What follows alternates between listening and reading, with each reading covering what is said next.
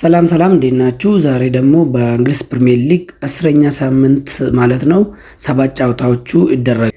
ከነኚህ መርሃ ግብር ውስጥ ሊቨርፑል፣ አርሰናል፣ ቼልሲ፣ ዩናይትድ ዛሬ ነው መርሃ ግብራቸውን የሚያደርጉት ማለት ነው። ከነኚህ ውስጥ 5 ጌሞች 12 ሰዓት ላይ ነው የሚደረጉት ማለት ነው። አርሰናል 12 ሰዓት ነው ያለው ከበርንሌ ጋር፣ እንዲሁም ደግሞ ማንቸስተር ዩናይትድ ደግሞ ከኖቲንጋም ፎረስት ጋር 12 ሰዓት ነው ያለው ማለት ነው። አርሰናልም ከሜዳ ውጭ ነው የሚጫወተው፣ ማንቸስተር ዩናይትድም ከሜዳ ውጭ ነው የሚጫወተው።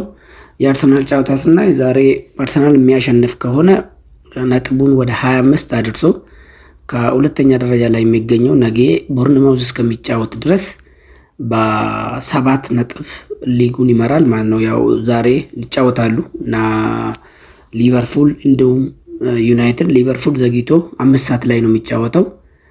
በእርግጥ ዩናይትድ ደግሞ 12 ሰዓት በተመሳሳይ ሰዓት ነው የሚጫወተው ማለት ነው። 12 ሰዓት ላይ ብራይተን ሊድስ፣ በርንሌ አርሰናል፣ ፓላስ ብሬንትፎርድ፣ ፉላም ወልቭስ፣ ፎረስት ዩናይትድ ጋር ነው የሚያደርጉት።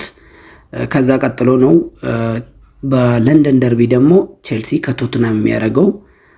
ያው ባለፈው እንደነገርኳቸው የቼልሲ ወጣ ገባ ማለት ቶትናምም ይሄን አክል ወጥነት የለውም፣ ግን ከቼልሲ ደግሞ የተሻለ ደረጃ ላይ ቦታ ይዞ ነው የሚቀመጠው ቶትናም ማለት ነው።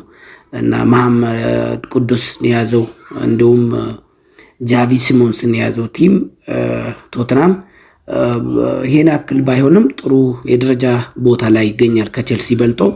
ቼልሲ ደግሞ ባለፈው ባልተጠበቀ በሰንደርላንድ ተሸንፈው ነው የመጣ በ9ኛ ሳምንት ቶትናም አሸንፎ ነው መጣ። የሚያደርጉት ጨዋታ ያው ደርቢም ነው፣ በጣም ይጠበቃል ማለት ነው። ሌላው 5 ሰዓት ላይ የሚደረገው ሊቨርፑል ነው። ሊቨርፑል ከአስቶን ቪላ ጋር ነው የሚያደርገው። ያው ባለፈው እንደነገርኳቸው የሊቨርፑል ጉዞ ምን ይሆናል የሚል በጉጉት ይጠበቃል። ስለዚህ ሊቨርፑል ዛሬን ጨዋታ ማሸነፍ ግዴታ ነው የሚሆነው።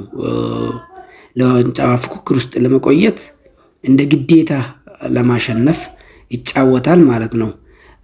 በእርግጥ አስቶን ቪላ በጣም ከባድ ቲም እንደሆነ ባለፈው አይተናል። አሁን አስቸጋሪ ክለብ ካሉት ውስጥ አስቶን ቪላ አንዱ ነው። ሊቨርፑል ደግሞ የውጤት ቀውስ እንዳለ ባለፈው ነግሬያቸዋለሁ። ዛሬ ደግሞ ላይን አፑን ቀይሮ ይገባል ወይስ ባለፈውን የተጠቀመውን ነው የሚገባው የሚል እናያለን፣ የምናየው ይሆናል። ያው የጨዋታ 5 ሰዓት ላይ ይደረጋል ማለት ነው። በእርግጥ ባለፈው በካራባው ካፕ ሁለተኛ ቲሙን ነው የተጠቀመው በብዛት። ዛሬ ያው እሱን ይጠቀማል ብለን አናስብም። እጅግ ማራኪ ጨዋታ ይሆናል ብለን ነው የምንጠብቀው የሊቨርፑል እና የአስቶን ቪላ ማለት ነው። ሌላው መርሃ ግብር ደግሞ ማንቸስተር ዩናይትድ ከፎረስት ጋር የሚያደርገው ነው። ማንቸስተር ዩናይትድም ከሜዳ ውጭ ነው የሚጫወተው ብያቸዋለሁ ቅድም እንዳወራሁት። ስለዚህ ዛሬ ማንቸስተር ዩናይትድ የሚያሸንፍ ከሆነ በተከታታይ በእንግሊዝ ፕሪሚየር ሊግ 4 ጨዋታ ያሸንፋል ማለት ነው። ነጥቡንም ወደ 19 አድርሶ ከአርሰናል ጋር ያለውን ውጤት የሚያጠብበት ጨዋታ ይሆናል ብለን እንገምታለን።